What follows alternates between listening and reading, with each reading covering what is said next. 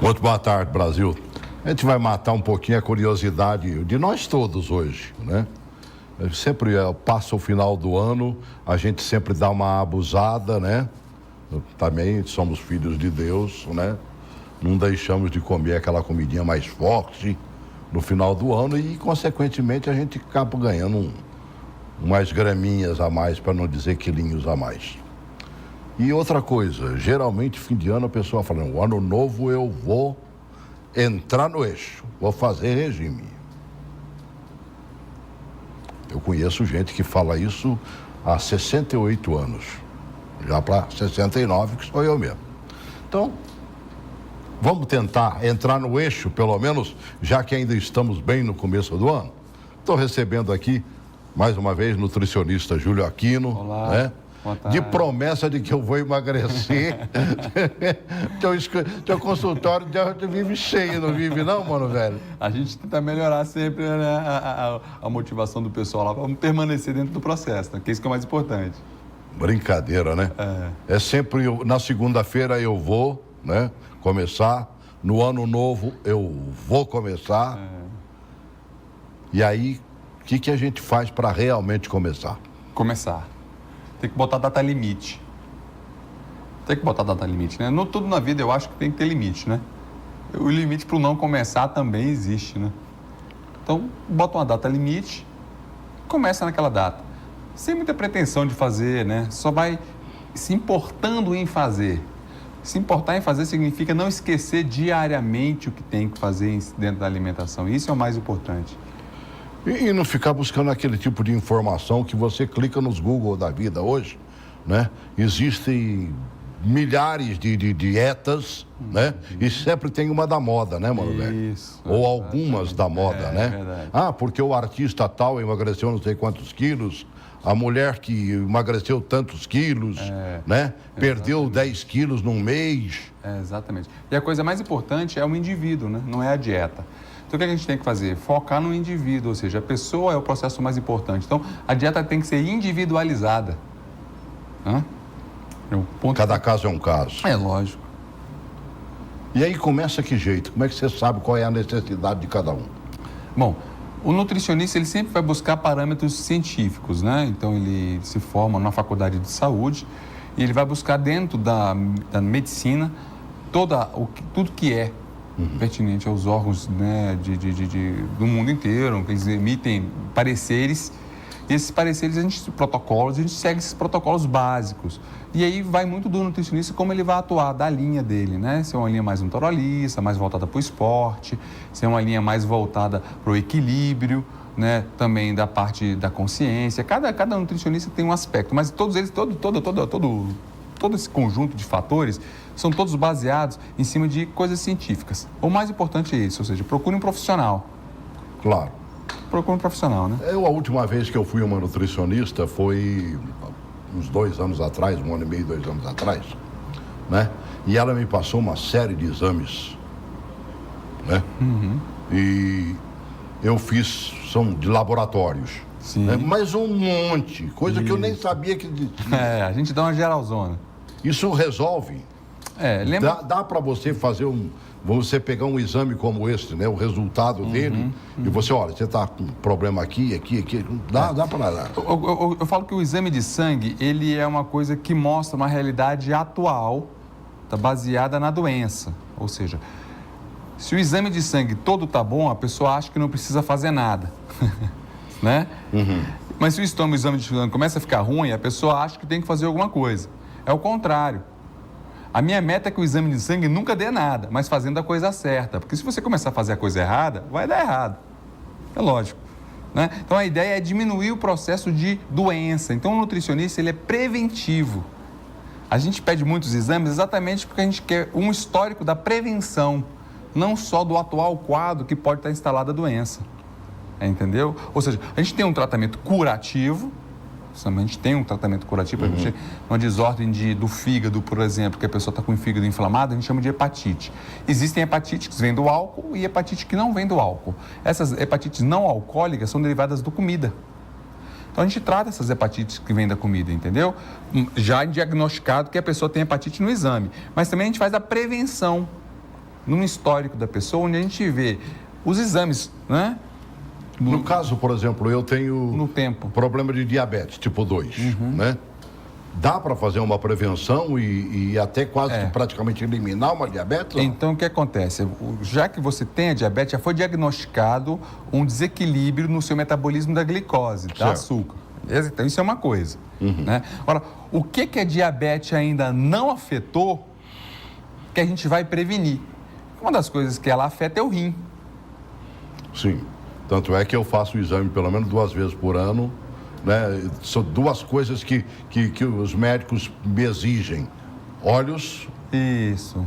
né? Que Isso. afeta demais. Isso. Né? Faço aqueles exames todos de contraste, catarata, fundo de né? olho A gente e tem tudo mais, para ver se não está progredindo, né? E também medição dos rins, para ver se a coisa está...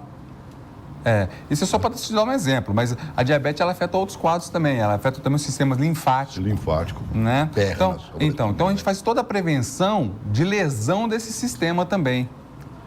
Então não é só a parte curativa da diabetes, que é curar a diabetes depois do diagnóstico. Não, a gente faz uma avaliação evitar que tenha um problema renal, porque sai no exame ali que você pode estar entrando em desequilíbrio renal, não necessariamente tem uma doença. Entendi. Mas a gente já previne isso de uma forma a ter que fazer com que a função seja preservada.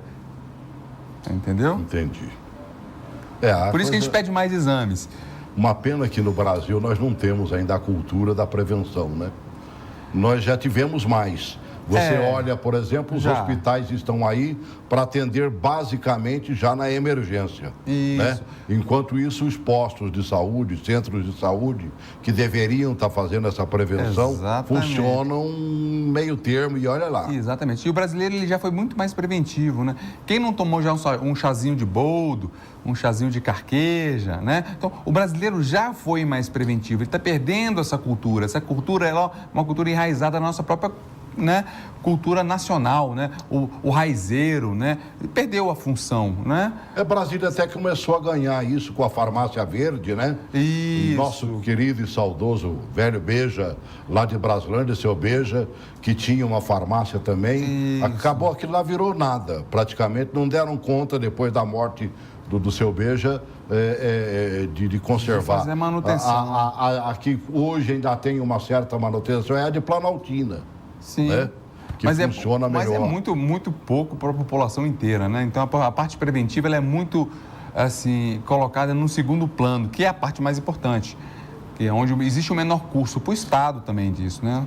O Estado também gasta menos quando previne, né? Agora, e essas mudanças, por exemplo, que a gente observa, né? Porque ultimamente também a própria ciência está se voltando mais ao naturalismo, né? Sim. E aí você descobre que você tem que comer tomate, porque o vermelho do tomate é bom para combater o licopeno, né? O licopeno combate, ajuda você a ficar com a próstata, né? Mais ou menos no mesmo lugar e tudo mais, né? Ao mesmo tempo, vamos dizer, o ovo que era antigamente dito e sabido que não se deveria comer, agora ultimamente andam mandando comer pelo menos 2 por dia. Exatamente. Mas que mudança, por que houve essas mudanças todas? Conhecimento, né? Conhecimento. Então, quanto mais consciente e com conhecimento uma população, um povo vai ficando, mais a gente começa a marcar pontos de linhas para onde de direcionamento para a saúde, por exemplo. Né? Hoje fica fácil falar que uma pessoa existe uma relação entre comer bem e ser uma pessoa saudável. Isso vem de muito pouco tempo, vem de 1960 para cá. Tá? Então as pessoas não sabiam. Exatamente. Não se ligava a alimentação com o passar bem. Mas nesse meio tempo também ensinaram um bocado de porcaria pra gente, né? A indústria alimentícia, né, ela tem um poder muito grande, que é o poder financeiro, e ela atua na mídia. Mas isso também hoje já está caindo, porque a população que está vindo agora está muito mais consciente. Então, estão exigindo coisas melhores. Então, a indústria está agora correndo, eu falo que a indústria está correndo atrás da gente hoje, porque o nível de conhecimento está ficando muito alto. A gente fala sempre aqui dos refrigerantes, né? Sim. Quando a gente fala de nutrição, né? E eles estão tentando correr atrás, exatamente, porque estão perdendo cliente, né, mano? As indústrias agora, depois de vários anos, começaram a ter diminuição na produção. Isso as pessoas estão mais conscientes, né? E eles têm que se adaptar. Tem que se adaptar. Já não tem, né? Eu estava vendo agora a principal, aquela mais escurinha, né? Colocando o stevia na composição. Isso, tirando já alguns edulcorantes, inclusive aqueles os adoçantes artificiais brabo. Que promovem Alzheimer, né? Esclerose. Dizem que é pior do que o próprio açúcar, né? Assim, bioquimicamente, quando ele entra na parte, né, química do corpo, as alterações fisiológicas já começam a ser demonstradas em alguns estudos, né? Então, eles começam a ter que tirar. Verdade. A gente percebe que a população realmente está buscando rumo. Isso. Né? Eu vou na feira todo sábado, eu vejo lá o quanto todo mundo está indo para a feira. E né? a gente é brasileiro, a gente tem que ir para comer isso coisa é bom, boa, né? É lógico que na feira a gente também não é de ferro, né? Não deixa de comer aquele pastelzinho com carne de cana, né? Aí que mora o perigo. Mas é uma vez por semana só, viu, doutor? Né? Falar nisso, o negócio é fruta também. Mas eu vou deixar até uma pergunta antes de botar um vídeo, né? Okay. Até que ponto a gente pode realmente só consumir fruta, né? O muito da fruta também não é um péssimo negócio? Coloca aí as 15 frutas, né? Melhores aí que existem, mais saudáveis. Toranja. A toranja é um dos citrinos mais saudáveis. Além de ser boa fonte de vitaminas e minerais, ajuda a perder peso. 2. Abacaxi. Cheia de nutrientes, o abacaxi tem 131% de vitamina C que devemos ingerir diariamente. 3. Abacate. A maioria das frutas são ricas em carboidratos, o abacate não. Ele é feito principalmente de gorduras saudáveis. 4. Mirtilos. Os mirtilos são cheios de fibra, vitamina C, vitamina K e manganês. Também são ricos em antioxidantes.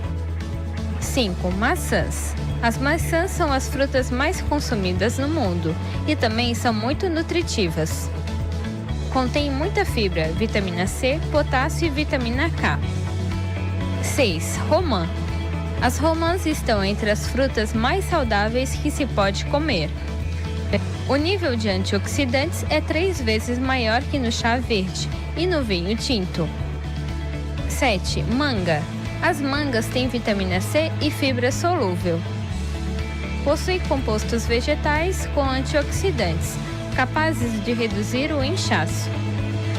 8. Morangos. Os morangos são muito nutritivos. Possuem baixo nível glicêmico. 9. Cranberries. São ótimos para a sua saúde. Ricos em vitamina C, manganês, vitamina E, vitamina K e cobre. 10. Limões. Os limões contêm vitamina C e são extremamente úteis para a saúde do coração. Isso porque pode reduzir os níveis de lipídios do sangue e controlar a pressão arterial. 11. Melancia. Rica em vitaminas A e C, possui muitos antioxidantes como licopeno, carotenoides e cucurbitacina. Vale lembrar que alguns antioxidantes são também anticâncer. 12. Azeitonas. As azeitonas são cheias de vitamina E, ferro, cobre e cálcio. Também possuem antioxidantes, que ajudam a prevenir doenças cardíacas e danos hepáticos. 13. Amoras. São repletas de vitaminas, minerais, fibras e antioxidantes. Os antioxidantes das amoras é bom para prevenir o inchaço e o envelhecimento das artérias. 14. Laranjas. As laranjas são muito consumidas e bem nutritivas. Comer uma laranja média vai te dar uma boa quantidade de vitamina C e potássio. 15. Uvas. As uvas também se destacam, pois têm um monte de antioxidantes. Só fruta boa, né, mano, velho? Tô até fome, né? Deu vontade, não deu? Agora, quando a gente come fruta demais, Não comete um erro também, não? Também porque todo mundo conhece o açúcar de mesa, né? A sacarose. Certo. Sacarose. Né? E o açúcar da fruta é a frutose.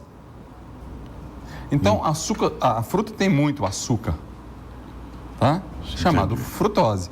Então, quem come muita fruta está ingerindo muito açúcar. Ok? Então, a ideia é regular a quantidade de açúcar que come durante o dia. Então, a gente não pode comer fruta só pensando que a fruta tem todos aqueles antioxidantes, vitaminas e minerais que foram expostos agora. Você está comendo açúcar A gente está também. comendo açúcar também. Então, a recomendação, né, para o pessoal que eu sempre dou, de forma geral, né, apesar de ser uma coisa geral, eu não gosto de falar muito coisa geral, mas coisa geral é claro. de 3 a 5 frutas por dia. Pessoas mais leves, 3 frutas. Pessoas mais pesadas, até 5 frutas. Sempre vendo a saúde da pessoa, né? Lembrando que frutas, quanto mais água tem a fruta, mais disponibilidade do açúcar ela tem, é pior. É mesmo? Então a melancia tem muito açúcar, tanto é que ela é doce, né? E disponível para virar gordura no corpo, né? Então quanto mais fibrosa for a fruta e com menos gosto de açúcar tiver a fruta, menos açúcar ela vai ter. Engraçado, e a gente geralmente come mais a melancia, o melão, né? Porque tem muita água, quer dizer, não vai... Né, o efeito vai ser pequenininho. Então, não, mas tem muito açúcar disponível, de alto índice glicêmico. Dessas 15 frutas que eles citaram ali, apareceu uma fruta que o brasileiro consome. Só que eles não falaram nela. Ela estava ao lado, acho que do abacate, se eu não me engano, tinha uma penquinha de banana. O brasileiro consome muito banana. Isso. Banana é uma boa ou é um alimento que não estaria dentro dos mais... A banana, ela é rica em potássio, né? Então ela ajuda muito a regular o nível de sódio e potássio, para quem tem deficiência de potássio, quem toma medicamentos, por exemplo, para pressão, que são depletores de potássio, então a pessoa tem que comer banana, né? Mas a banana ela tem 15 gramas de carboidrato, cerca de 15 gramas de carboidrato por unidade. Né? Então, se a pessoa come 2 bananas, ela está comendo aí um pão francês. Caramba. Porque um pão francês tem 25, ele pesa 50 gramas, o peso dele é de 50 gramas. Mas ele tem 25 gramas de carboidrato por pão. Então, 2 bananas é a mesma coisa. Pão francês. Por que a gente está maneirando no carboidrato? Aquela pirâmide alimentar, ela não existe mais? Não. Ninguém mais considera ela? Não. Porque a base, né, a pirâmide é carboidrato. seria isso aqui, ó, né? Metade aqui assim, ó, né? E aí você mandava comer carboidrato embaixo, que era muito carboidrato, né? Exatamente. Ia diminuindo até os olhos aqui em cima. Isso. Hoje essa pirâmide virou um retângulo. Ou uma pirâmide invertida para algumas pessoas. Ela não é mais uma... Ou ela ficou assim, então. Ou ela ficou um retângulo, né? Quadradinho. Sim. Ou ela ficou invertida. Seria isto aqui. Isso. Pouco carboidrato, mais proteína e mais óleo. Né? Por que nós estamos eliminando mais os carboidratos? A gente percebeu que o carboidrato, ele tem... Quando a gente come muito carboidrato, principalmente as farinhas brancas, né? E a gente bota a farinha como carboidrato, lembra disso, né? O que são carboidratos? Cereais, tudo que é grão é carboidrato, tudo que é fruta é carboidrato. Entendi. Ok? E leguminosas, tudo grão, né? Leguminosas que os grãos, feijão, por exemplo, do arroz ao feijão, da soja, né, que é um grão também, ao amaranto. Tudo é grão. Todo grão é carboidrato, é rico em carboidrato. Você tem aí as frutas, que são ricas em carboidratos, e os tubérculos, que é o que nasce embaixo da terra. Que a batata, mandioca, inhame, é rico em carboidrato. Essas são as 3 principais fontes de carboidratos. Os grãos e suas farinhas derivadas de cada grão. Agora, por que a coitadinha da farinha branca está apanhando? Ela existe desde que o mundo é mundo, né? E ultimamente, praticamente, ela está... sendo crucificada.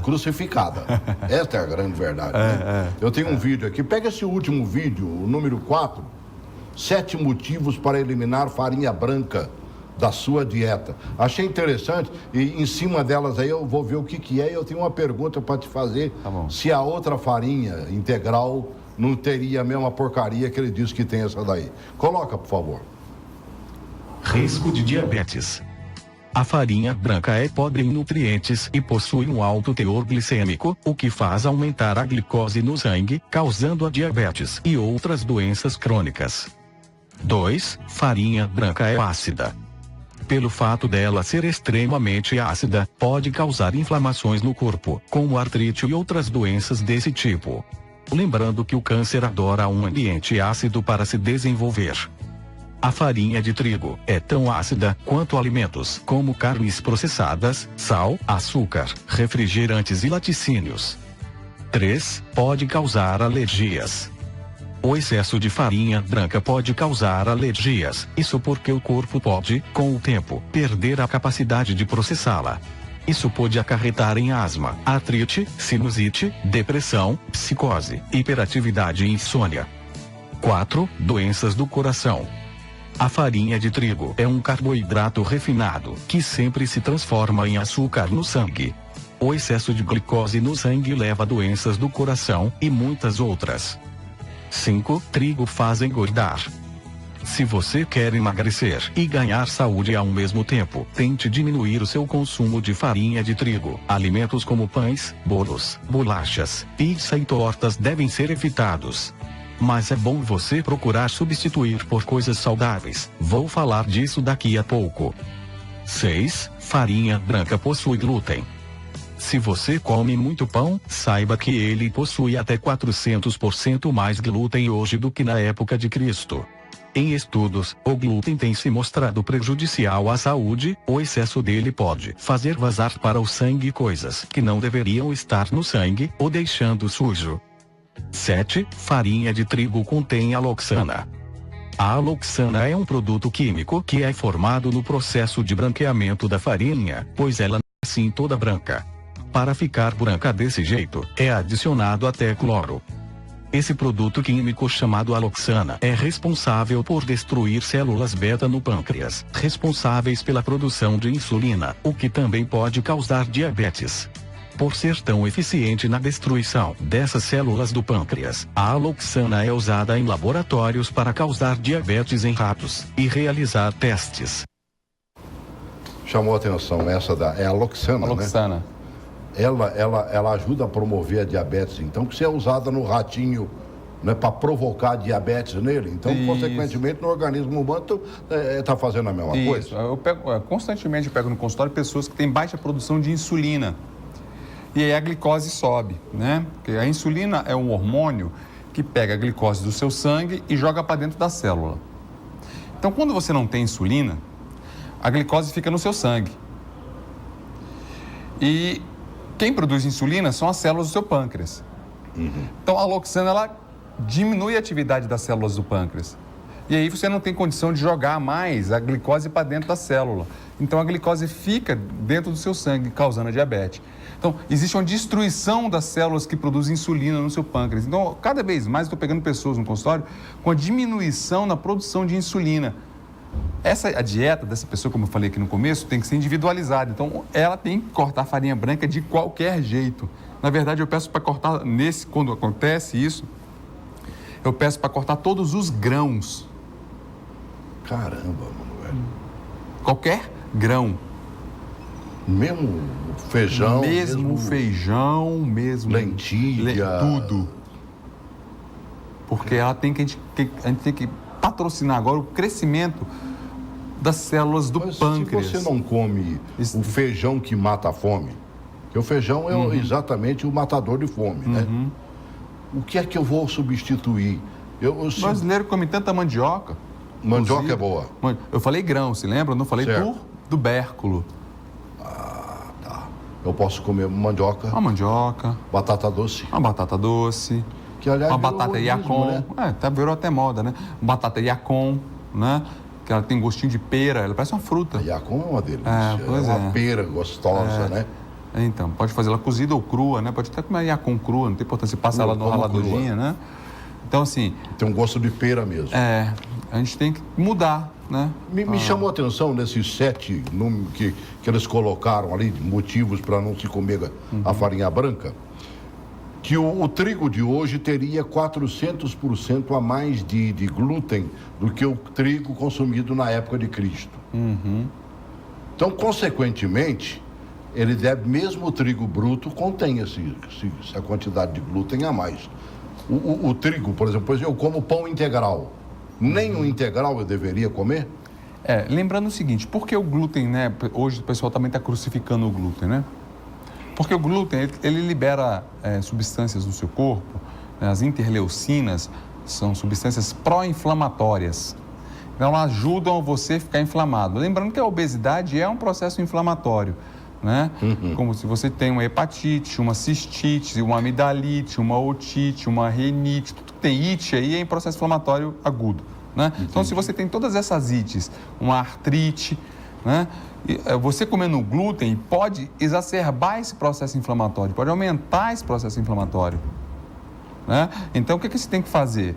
A meta é tirar tudo que for pró-inflamatório da sua alimentação, né? E aí entre os açúcares também, né? A farinha branca e o açúcar. Lembrando que as frutas são também o quê? Açúcares. Então tem que moderar o consumo de fruta também. A mandioca que você recomendou aí, quer dizer, mostrou como um bom produto, né? De alimentação. Nós consumimos ela de maneiras diferentes. Sim. Né? Desde o amido que sai dela, o nordestino. Maisena, né? Maisena, a famosa farinha de mandioca, né? Que tem 3, 4, 5 tipos diferentes e tudo mais. Essas valem também? Valem também, são farinhas brancas agora, foram refinadas, né? Você viu como ela ficou branquinha? Verdade. É farinha de cor branca. É fácil reconhecer uma farinha de cor branca. Tá branca. É farinha branca. Lavou. É isso mesmo. É isso mesmo. Né? Agora, a pergunta que eu te fiz, o pão integral, quer dizer, a farinha integral, ela continua tendo os 400% a mais de glúten também? Então, eu deveria evitar o próprio pão integral? Para quem já está num processo inflamatório, seria interessante observar a retirada do glúten e ver como o corpo reage ao processo inflamatório. É fácil. É só você ver o quanto o xixi você está fazendo ou não. Se você começar a desinchar muito sem um glúten, significa que o processo inflamatório está diminuindo. Isso aí? A função renal é que comanda isso. Existe um sistema chamado renina-angiotensina. É um sistema bem complexo que faz com que haja uma regulação hídrica no corpo, né? Mas uma das coisas que fazem você inchar é você ficar ácido, né? A própria acidez corporal faz você reter mais líquido, né? E acabou de dizer que a farinha é ácida. Isso, né? Exatamente. Abrindo as portas, inclusive, pro câncer. Pro câncer, né? A gente sabe que o câncer ele gosta de um pH fisiológico mais baixo, né? Ele próprio secreta muito ácido. Então, ele se alimenta do próprio ácido que ele próprio produz. Então, é uma coisa meio que autônoma. Por isso que ele cresce independente da gente. Esse modismo, né? Porque vivemos de modismo, evidentemente, né? Para a batata doce, acabamos de falar dela, agora virou um modismo. O pessoal da Malhação tem a recomendação de comer batata doce. É válido isso, não? Sim, porque a batata doce ela tem um índice glicêmico baixo, né? Ela não aumenta tanto a liberação de insulina. Mas para quem já tem pouca insulina, por exemplo, Julia, agora, a batata doce faz tanta diferença? Né? Para quem está com pouca insulina, minha recomendação é comer cada vez menos carboidrato. Então, tem que regular a quantidade de carboidrato. Aí é de indivíduo para indivíduo. E o modismo agora de comer ovo? Né? O ovo sempre foi um alimento bom, né? Muito bom. Eu tô com um videozinho ali. Vamos lá, vamos ver. Né? O que acontece se você comer 2 ovos por dia? Coloca aí. A colina, vitamina do complexo B, protege o seu cérebro. Fosfolipídios, que garantem a comunicação normal das células cerebrais, são formados por colina. Foi clinicamente comprovado que essa vitamina em particular é um dos nutrientes mais importantes para o seu cérebro. Se você comer 2 ovos por dia, o seu corpo vai receber o suficiente deste nutriente. Deficiência de colina leva à redução da memória. Número 8. Sua visão melhora. Novas pesquisas mostram que ovos de galinha são ricos em luteína. Essa substância é responsável por uma visão clara e focada. A deficiência do mesmo leva ao acúmulo de mudanças negativas no tecido do olho, e a visão se deteriora de maneira irreversível. Número 7. Vitamina D ajuda a absorver o cálcio. Se você oferece a alguém a opção de beber uma colher de óleo de peixe ou comer um ovo cozido, a grande maioria vai preferir a última opção. A quantidade de vitamina D é parecida em ambas as opções. Além do mais, cientistas descobriram uma forma de aumentar a quantidade de vitamina D presente em ovos, alimentando a galinha com suplementos especiais. A vitamina D ajuda o organismo a absorver cálcio, que por sua vez deixa os seus ossos e dentes mais fortes. Número 6. Vitamina B protege a pele, cabelo e fígado. Biotina, vitamina B12 e proteínas digestivas nutritivas contribuem para o fortalecimento do cabelo e pele. E fosfolipídios presentes no ovo de galinha promovem a eliminação de toxinas do fígado. Número 5. O risco de problemas cardiovasculares diminui. Ao contrário das opiniões anteriores, novas pesquisas demonstram que o colesterol presente nos ovos é balanceado por fosfatídeos e, portanto, não é nocivo à saúde, diminuindo ainda a produção de colesterol do seu organismo. Além disso, ovos contêm ácidos ômega 3, que reduzem o nível de triglicerídeos, diminuindo o risco de problemas cardiovasculares. Número 4. Você começa a perder peso. Cientistas americanos chegaram à conclusão de que se você combinar uma dieta de baixa caloria com ovos no café da manhã, você vai perder peso 2 vezes mais rápido. Este café da manhã o sacia por mais tempo e permite que você diminua a quantidade de comida ingerida durante o dia. Número 3. Reduz o risco de câncer. Colina, que é muito necessária para o cérebro, também reduz o risco de câncer. De acordo com resultados de pesquisas recentes, mulheres que consumiram ovos diariamente durante a adolescência têm o risco de desenvolver câncer de mama reduzido em 18%. Número 2. É útil para o planejamento familiar. Vitaminas do grupo B também são parte da formação dos hormônios sexuais. Vitamina B9 tem outro nome, ácido fólico. Um ovo de galinha contém 7 microgramas de vitamina B9. Com a sua ajuda, glóbulos vermelhos e o tubo neural de um feto são formados, e o risco de retardo mental do bebê é reduzido. É por isso que vitamina B9 é tão necessária para mulheres durante o planejamento da gravidez. Número 1. Você tem uma aparência mais jovem. Essa evidência vem de uma pesquisa conduzida por cientistas holandeses. O processo de envelhecimento é desacelerado. Em 87% das mulheres de 35 a 40 anos, manchas da idade desapareceram e a pele ficou mais lisa. Em homens, as rugas ao redor dos olhos suavizaram consideravelmente. Antigamente o ovo era uma bomba do mal. Hoje é uma explosão do bem? É, bem colocado na alimentação. Você viu que não só o horário, você viu que de manhã ele é melhor, não só o horário, mas a quantidade também, a distribuição de que dele. maneira você vai comer esse ovo? Isso, exatamente. É frito, esse ovo com óleo velho, ou esse ovo ele é cozido, né? Deu para entender? Então, não é só o alimento em si é importante, mas a forma com que você vai preparar esse alimento também é importante. Lembrando que o brasileiro gasta muito óleo para fazer comida. E principalmente fritura. E é um tal de guardar o óleo da fritura, não, né? É exatamente. É igual na pastelaria ali, que o óleo fica lá, exatamente, rodando lá e fritando o mesmo pastel. Exatamente. Meu Deus. Qual é a melhor maneira de se fazer o uso desses ovos uma vez por dia? É de manhã. Quase sempre pela manhã. Isso. Como é que cozido, a gente deve comer? Né? Cozido. Ou com uma colherzinha de azeite virgem na preparação dele. Pega uma colher de chá de azeite virgem, coloca, lambuza e já mexe logo nele. Ah, tá. Quer dizer, você pode comer ele igual meus meninos gostam lá em casa faz, por exemplo, para botar no pão. Um mexido. Mexidinho. De ovo. Ótimo, tá pronto. Ótimo. Engraçado, né? O americano come ovos de manhã cedo. Isso. Perder de vista de tempo, né? Exatamente. E nós não temos esse hábito, o comportamento alimentar. Né? A gente come ele no almoço frito. Esse é o problema, né? Quase sempre encharcado. Encharcado, né? De óleo de baixa qualidade, né? Óleos de baixa qualidade traduz esses óleos que promovem processos inflamatórios. O fator, por exemplo, de você fazer o cozimento do ovo, ele não perde os nutrientes? Não vai perder as vitaminas, não, de forma nenhuma. A colina ela é mantida, a própria clara do ovo, ela protege esse processo, então não deixa a colina sair. O processo térmico de desnaturação da colina, ela aguenta mais temperatura, como se fosse isso, para desnaturar, entendeu? O hábito alimentar é um negócio muito sério, porque quase sempre a gente é errôneo nesse hábito e acaba passando isso para a nossa meninada também, não é? Certeza. Qual é o caminho certo para a gente sair do leite materno, né? E ter uma boa alimentação para a meninada? É comer coisas naturais. tá? Se você der coisas naturais para a criança, isso já vai ser um caminho bem grande já percorrido no processo de melhor alimentação para ele como adulto. Arroz, feijão. Coisa natural, coisa de brasileiro. Uma fruta, né?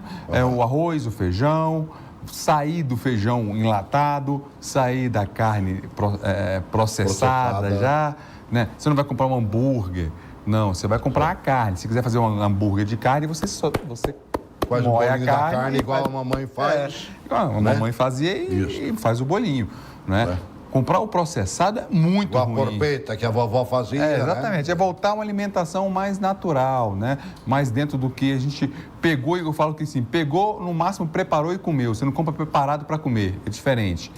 Você não deixa alguém preparar para você, você prepara e come. E come, né? Isso eu acho como fazia antigamente, né, Sim, mano velho? Esse foi um comportamento que a indústria do século XX fez a população da Terra esquecer. Preparar para comer, não é comprar preparado. E cada vez mais, né? Hoje você tem uma quantidade enorme de produtos prontos que, se você quiser, você só vai, como diz outro, você rasga... aumenta até o número de micro-ondas dentro de casa, que é só jogar lá dentro. Né? Eu falo, é só fazer assim, ó. Esse abrir o pacotinho, né? Já que eu citei micro-ondas, ele interfere na alimentação, não? Lembra, o micro-ondas é uma micro-onda, né? Então, ele vai fazer com que haja um aquecimento, um movimento de moléculas dentro do alimento, né? Se faz tão mal ou tão bem, alguns estudos falam que não faz tão bem, tá? Outros foram inconclusivos, mas lembrando o seguinte, que se o micro-ondas fizer mal, a minha pergunta é, e o celular? Que vive no bolso. Que vive na orelha. Né? E você acaba guardando aqui, né? Para muitas pessoas, o micro-ondas ele vai ser o estilo de vida da pessoa. O que eu peço é para não usar o micro-ondas de forma contínua. Aquele minutinho para dar uma quentadinha no arroz, na comidinha que você vai comer, é válido. Então. Se você usar ele de forma a não ultrapassar, né, 1 minuto, 2 minutos por dia, a quantidade de micro-ondas já que você recebe de fora para dentro, e aí sim, quando você come de dentro para fora, que quando você come a micro-onda, ela vibra dentro de você e sai micro-onda, né? Você tem micro-onda recebendo micro-onda, a matéria recebendo micro-onda, a onda, e você comendo e vibrando na onda. São coisas parecidas? A princípio, sim, mas fisiologicamente é diferente. Então, quanto menos micro-ondas você usar, melhor. Tá? Lembrando que a gente está sendo encharcado de micro-onda por todos os lados, né? Não só do aparelhinho Por exemplo, lá dentro de casa. Não, eu estou aqui com você numa emissora. Então, o que tem com aqui certeza é onda para tudo que é lado, né? Essas torres, falavam muito aí das torres de celular, né? Isso. Em homeopatia, a gente tem isso chamado de geopatogênese. Gel, de local geológico no mundo, né? O local onde você mora, patos de doenças gênese. A formação da doença através do local onde você está. Se comer muito faz mal, comer pouco faz mal? Para alguns sim, para outros não. Foi comprovado também que nem todo mundo precisa comer no intervalo tão rígido. Algumas pessoas de 2 em 2 horas e outros fazendo jejum mesmo, né? Existem nômades. Há um modismo de jejum agora, né? Não é um modismo, isso foi um artigo científico publicado em maio de 2016 do American Journal de Clinical Nutrition. Foi um jornal americano de nutrição que lançou que pessoas que intervalavam mais a alimentação, por uma grande parte desse grupo, houve perda de peso. Tiveram algumas consequências que o artigo comentou, que aí o meu conselho é fazer um jejum ou jejum intermitente com um profissional, porque ele vai ver os possíveis riscos que esse jejum pode acarretar. Como exemplo disso, nós temos um problema renal. Né? Existem pessoas que não precisam fazer jejum, então não é todo mundo que tem que fazer o jejum. E quando vira o modismo vem, todos fazem e todo mundo faz. Aí aquele que não precisava faz, aí se ferra. Por isso que é muito perigoso. Alguns sim e outros não. Isso vai depender muito, sabe de quê? Da sua insulina. Então existe uma análise por trás que tem que ser feita. Entendeu? Cada um é cada um mesmo. É. Meu motorzinho produz de tal maneira, o do Joãozinho que está ali na minha frente, o Mário que está aqui do meu lado. Exato, cada um De tem um outra motorzinho. maneira, né? Você olha pro Joãozinho, aquele ali é mais magrinho, ó, tá vendo? Mas você vê o pratinho dele, meu Deus do céu. Né, Joãozinho? Brincadeira, né? É isso aí. Mas é por aí mesmo. Cada um tem um motorzinho. E o papel do nutricionista, eu acho que na sociedade hoje, é descobrir como cada motorzinho funciona, para aí sim adequar a dieta. É verdade. A gente realmente até descobrir o que é que a gente precisa, o que é que a gente tem, né? Observando.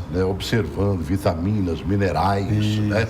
Se eu posso comer de 3 a 5 frutas, quais as frutas, eu não vou comer Qual fruta? 5 jacas, né, mano? Se a melancia me dá nem gases, 5 mangas né? desse tamanho, né? E acreditar, né? Engraçado, eu comi a melancia me deu gases. Ok, já é um ponto de observação. Passa 10 dias sem comer melancia, come de novo. A pessoa observar ela mesma, né? É importantíssimo se observar, né? Uma coisa que eu tenho observado, né, já que estamos falando em observação, é o consumo de leite e derivados, né? Que tem trazido muita preocupação na área de nutrição, né? Por quê? Sim. É porque grande parte das pessoas, elas têm intolerância à lactose. O que é intolerância à lactose? Não conseguir digerir no intestino a lactose. Entendi. E isso faz com que haja uma fermentação dessa lactose no intestino. É como se fosse um pão fermentando dentro do seu intestino. Caramba, E isso... tem gente que tem diarreia com isso. E tem gente que tem prisão de ventre com isso. Fora outros quadros que podem ser gerados a partir disso, como, por exemplo, uma própria anemia. Ela pode ser gerada a partir de uma intolerância à lactose. Pela má absorção de ferro, por exemplo. E você, na observação, você percebe isso, não? Sim, é fácil. É só você tirar e observar. Se melhorou o intestino... Opa, eu estou tendo prisão de ventre. Isso, eu vou cortar todo o leite... lactose... Vou cortar todo o leite e derivados durante 15 dias. Se melhorou, é porque realmente faz mal. Melhorou 20%, já é um indício. Se fosse diarreia, igualmente. Exatamente. Basta 15 dias, mais ou menos. E aí introduz. Em 15 dias, se introduzir, tiver o mesmo quadro, já é um ponto positivo para mais atenção. Aquele exame que a gente faz de lactose. Teste de tolerância à lactose, né? Isso, aquilo funciona? Funciona. Ele faz a pessoa passar mal, né? Mas funciona. Quem tem intolerância, imagina, quem tem intolerância à lactose, tomar aquele monte de lactose. Eu fiz já por algumas 2 vezes. 3. Ela vai ter uma diarreia tremenda, né? Mas diagnostica. Não senti absolutamente nada. Diagnostica, Tem gente que... Geneticamente, hoje a gente já faz essa análise também. Existe uma análise genética para isso. Uma pergunta que me fizeram aqui, né? Como diz o outro, é uma pergunta meio esquisitinha, mas vou fazer assim mesmo. Vamos lá. Quem come muito chocolate e biscoito, deve ser comedor de chocolate com biscoito. Tem chance de desenvolver diabetes? Sim. Lembrando, o biscoito ele é o quê? É uma farinha branca colorida com açúcar refinado. Pior ainda, né? O marronzinho do chocolate mais lavado do que o açúcar cristal. O rosinha do morango é um colorante, né? É verdade. Entendeu? A pessoa está com wafer de morango. Aquele rosinha é um colorante, né? E quase sempre o chocolate também tem umas certas invencionices dele, né? Nem tudo é chocolate, nem todo chocolate, eu falo que nem todo chocolate é cacau, né? Que é a base do chocolate. Ou seja, nem todo chocolate é chocolate. Tem tanto açúcar e manteiga e gordura trans dentro que ele bota a cor do cacau numa pasta de manteiga, né? Engraçado, eu não consigo comer o chocolate esse normal, né? Chega a doer aqui por causa da quantidade de açúcar, né? Esse chocolate normal... Às vezes pego, porque tem minha neta que é meia chocolatra, né? Minha mulher também é meia chocolatra. Então chega, vai tomar uma barra de chocolate, aí você pega um quadradinho daquele, né? Rapaz, é o suficiente para te... Então, se você quer comer chocolate, coma 70% de chocolate no chocolate. Eu compro exatamente um de 70%, 80%. Isso, aí você está comendo chocolate. Se você estiver fazendo outra coisa, você está comendo manteiga com açúcar. É o lado mais amargo, né? Do chocolate, que aliás eu gosto. Né? E se você estiver comendo chocolate ao leite, por exemplo, você está comendo manteiga com açúcar, com cheirinho de chocolate. Olha lá, o colega está perguntando, e rapadura faz mal? Rapadura é açúcar puro, não é? vinda da com cana. todos os micronutrientes que vêm da existem cana. algumas vitaminas. Sem ser lavado, inclusive. né? Sem ser lavado, mas é açúcar. Lembrar disso, Não rapadura pode é comer açúcar. uma rapadura inteira. É um açúcar, né? Então a ideia é diminuir o máximo possível o consumo de açúcar. O médico é especialista em aquela, como é que chama, enxaqueca, em dor de cabeça, né? Eu disse a ele, quando ele esteve aqui em Brasília, 2 ou 3 vezes, em entrevista com ele, né? Que eu sentia muita vontade de comer açúcar. Ele falou assim, você está sentindo vontade de comer os micronutrientes que o açúcar já não tem mais. Isso. Então você come e não está comendo nada. É oco o alimento, a não ser a porcaria do açúcar propriamente Da caloria, dito, da energia. né, que vai dar energia e te engordar cada vez mais. Aí ele sugeriu que eu todo dia de manhã comesse um nacozinho de rapadura, né? E eu faço isso há uns 10, 15 anos já. Pela manhã. O meu café primeiro da manhã é 2 colherinhas daquela pequenininha, né? Que eu derreto ela e coloco ela líquida. Lembrando que as vitaminas que a gente tem na cana-de-açúcar são vitaminas que a gente encontra em outros alimentos também, né? Verdade. Então, se a gente diminuir o açúcar... Mas o engraçado é que depois que eu comecei a fazer isso, não Diminuiu a vontade de comer diminuiu total. Né? Um suco verde pode substituir, por exemplo, né? Esse suco verde. Já existem N fórmulas de fazer, N maneiras de tomar. Funciona. Olha só, tudo funciona e tudo não funciona, depende do indivíduo, mas ele tende a ser mais alcalino, por exemplo, de ter uma quantidade maior de ferro, né? O que eu peço para uma pessoa quando faz o suco verde é ela não fazer o suco verde com a mesma folha verde escura. Trocar a folha verde escura. Entendi. Hoje eu coloquei couve. Amanhã vai ser uma selga, depois vai ser uma rúcula, depois vai ser um agrião. Entendi. Entendeu? Por quê? Porque você pega nutrientes diferentes todo dia, né? Coloca um limão, né? Porque é bem alcalino, mas aí como eu tomo limão, eu tenho uma acidez exacerbada. Significa que o estômago já está muito ácido. Entendi. E aí minha sugestão é trocar o limão só pelo suco. Tira o limão e deixa só a água verde. Entendeu? Sem adoçar. Sem adoçar nem nada. Porque adoçante nem adoçante, né? Não, adoçante não. É tomar o suco verde mesmo. Uns 3 vezes de suco verde por dia. Adoçante, você não recomenda? O adoçante, o que acontece? Existem 2 adoçantes hoje que a gente tem no mercado que os estudos mostram que ainda não deram problema. Um que é um natural, que é a estévia, que já tem há muito tempo no mercado, que a gente não tem. E tem a sucralose, que tem um estudo de 2016 que fala que ela faz mal se chegar a altas temperaturas acima de 130 graus. Então o segredo da sucralose é não colocar no forno. Entendi. Tomar sucralose. E aqui ainda nenhum estudo comprovou que faz mal. Tá? E já tem vários estudos saindo. Mas também não saindo. adoça direito, né? Adoça se você começar a usar menos açúcar. Quanto menos açúcar você usa, mais vai sentir o sabor, né? Doce. A gente perde também a palatabilidade. Só tem 1 minuto, mas essa pergunta vale até para mim, por exemplo, né? É verdade que o simples sabor adocicado de um adoçante provoca o efeito da insulina do sistema? Sim. Aí ela joga e há um falso doce lá dentro do organismo? Isso, exatamente. Isso acontece? A gente já sabe que o sabor, ele influencia, o sistema nervoso está conectado na sua língua também, assim como o pâncreas também tem receptor nervoso na sua língua. Então, a gente é um conjunto de coisas, não é separado. Então, quando você sente aqui, o seu pâncreas já começa a fazer o que ele tem que fazer, porque o sistema nervoso está ligado. Despertou, né? Ligou a maquininha, né? Ele sentiu que chegou um doce, né? Impressionante. Viu? Assim como um vermelho que você vê vai te induzir algumas sensações, né? Pode ver que quando você fala da sexualidade, tudo vai mais pro vermelho. Quando da parte mais angelical, tudo mais azul, roxo e branco. Então, e essas percepções que o ser humano tem de significado de coisas visuais acontece também na boca, né? Bom, encerrando o programa, você continua lá no Centro Empresarial Brasília. Sim, tô lá. Né?